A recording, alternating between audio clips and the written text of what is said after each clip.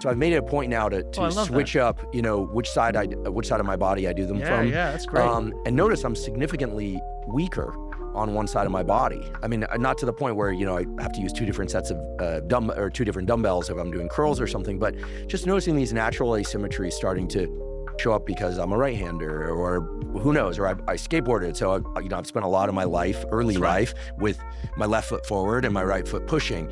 And as a consequence, there are a lot of asymmetries. So what I've tried to do is correct those asymmetries in the between movements, but also to stagger my stance during curls and then switch it each time, or maybe even overemphasize the weaker side. I have no professional training in any of this. I've just found that it's made for better posture, more evenly distributed strength. And I must say, all of that is based on teachings that I read in your books and through conversations with you about, hey, we have these natural imbalances, and there are little things that we can do that take moments that can correct those imbalances. So if you would, could you sort of expand on the number and type of imbalances that you most commonly see, and some ways for people to remedy them, excuse me. Let's, if we just took the word imbalance and put it to the side for a second, because it's sort of a non-specific term. Like, are we testing your hamstring to your quad? Like, what's the ideal ratio here? Like, if you're a professional pitcher, I hope your right arm looks different than your left arm, right?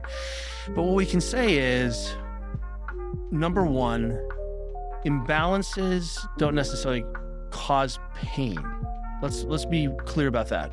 We should be using our time in the gym as training to find deficiencies and blind spots in our patterns, in our skill, in our brains feeling comfortable with a certain movement. And what you just hit was that it's really easy to get a lot of variability just doing the things I want to do anyway. So now I'm in a tandem stance. I skate left foot forward, right? But suddenly that's my dominant stance. If you're going to ask me to do anything of consequence, I'm going to adopt that stance. But suddenly I get to have some exposure here. So what's the point of the gym? What's the point of training? Just to work on some cardiorespiratory output, that the science says? Is it to move into play? Is it to, if the brain's a problem-solving machine, let's give it some problems to solve. So you suddenly have a new problem to solve. And I would even say that weakness isn't even the right idea. Just like, here's a pattern that I'm not as effective at, as efficient at. So when we go into the gym sort of with this great curiosity, then it's a really rich place, and really, frankly, the only safe place, because there isn't contact and sport, and we're not fighting and dancing and moving, and we can really do this controlled formal movement where we can really see inputs and outputs. I explained to my mother-in-law a long time ago what was happening when we were developing our model to understand movement. And I explained it, and she was like, oh, you mean it makes the invisible visible?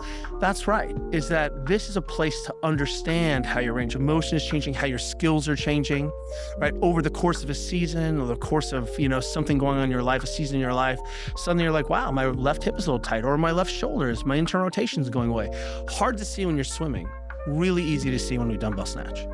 Right? And what we're trying to do then is take the gym, not only have it be a stimulus for adaptation, but have it be a really great place to uncover changes in my movement, changes in expression of that movement.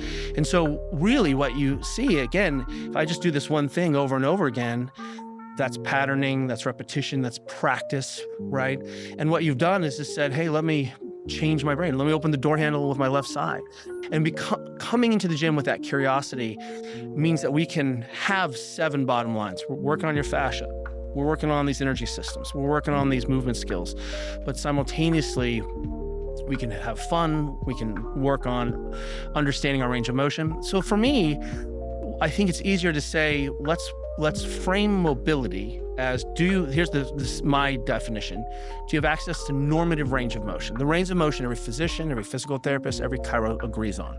Shoulder, it's 180 degrees, whoop, of flexion. So for those listening, this is lifting your arm above head so you can bring your hand basically, above the center of your head. And what you can see right now is Andrew has his elbow bent, his head tipped to the side, his internally rotated. He's solving the problem, which is what his brain is saying. Compensation. Right? Yeah, you better on the side, no. If you want to use the word compensation, I don't want to put that on you. But what I'd say is that's an incomplete position. Doesn't mean you have pain, doesn't mean you're not the world champion, but it means we may have some latent capacity we could chase. And the next question for me then is, what is it that's missing potentially in your training that we're not having this exposure? We're not doing enough close grip hanging, we're not doing seesaw press, right? Where the arm is straight up, we're always gripping on a barbell, right? I'm not handling enough dumbbells or kettlebells overhead. And then we can say, well, do I need some position transfer exercises, some mobility work to restore that so we can use it again? And then more importantly, how does that turn up for you in a way that impacts your sport or your job? That's what's really interesting. Does that make sense? Yeah, so what I'm hearing is that when we go into the gym or wherever we do our resistance training work, that we should think about it as a place to, yes, perform to exceed our previous, reps and sets and weight. Yeah, because that's part of the fun and easy to measure. 2 or 3 resistance training workouts per week, plus 2 or 3 cardiovascular training workouts. And they're listening to Peter Attia, so they're trying to hang from a bar for 90 seconds or more, and they're doing some farmer carries, and they're doing their zone 2, and they're throwing on a weight vest. I mean, and they're fidgeting under their desk. At some point you can start to understand why people are like, whoa, this is starting to become overwhelming. What you're talking about is going and doing your typical workout, but paying attention to where some, for lack of a better word, I'll call them asymmetries or not full range of motion being expressed, where that might be happening. I keep coming back to this, but this thing about getting down onto the ground for 30 minutes each night while watching TV or maybe even while eating dinner or while talking to your family or partner, I think it's fantastic. It also gives me an excuse to push the sofas off to the side of the room because I have this weird neuroticism about furniture in the middle of the room. So I'm imagining getting mats down on the floor of the living room. And suddenly we're not programming another thing that's, I think one of the things that's happened, and it's a good thing, it's a feature of the system. Juliet and I, when we had 2 kids and a baby, or 2 kids in our businesses, we did the 10, 10, 10 at 10, which is like 10 air squats, 10 kettlebell swings, 10 pull-ups at 10 p.m. for 10 minutes. And I was like, elite, my fitness is elite. You do that every day? Well, I just did it when I could do it, right? Because that's all I could fit in.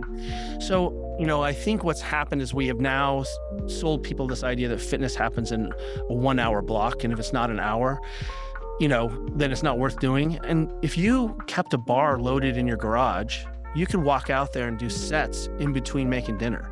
You kept a kettlebell in your kitchen, you could do Pavel's 4 swings on the minute for 20 minutes and at least have some exposure loading. So a long way around the barn of saying, I want to protect your gym time because it's really sacred, amazing time where you can have fun, explore ranges, get strong, get jacked, feel great about yourself, interact with your friends. And what I don't want to do is encroach anymore on that magic time because we have a lot to get done in the gym.